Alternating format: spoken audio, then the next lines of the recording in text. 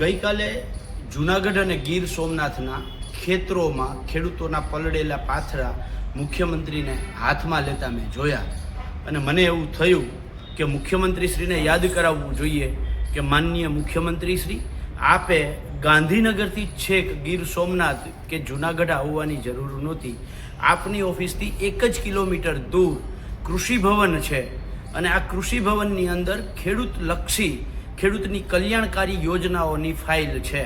આ ફાઇલો તમે જે પાથરા હાથમાં લીધા એની જગ્યાએ જો આ ફાઇલો હાથમાં લીધી હોત તો તમને ખબર પડી જાત કે ખેડૂત દેવાદાર શા માટે બન્યો છે, કોના પાપે બન્યો છે.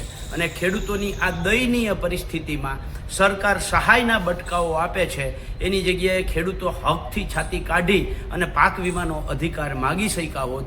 સૌ પહેલાં તમારા હાથમાં પાક વીમા યોજના જે તમે બંધ કરી દીધી 10 ઓગસ્ટ 2020ના દિવસે, આ ફાઇલ તમારા હાથમાં આવત અને જો આ પાક વીમા યોજના આજે ચાલુ હોત તો ખેડૂતોને ક્યાંય કરતાં ક્યાંય કોઈ પાસે, સરકાર પાસે પણ આ દયાની અપેક્ષા ના રાખવી પડત.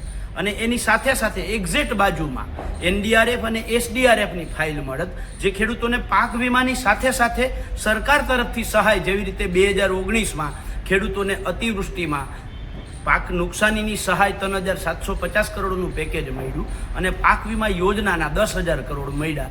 એવી રીતે બીજી જ ફાઇલ તમને આ NDRF SDRFની ફાઇલ આવત. એની બાજુમાં જ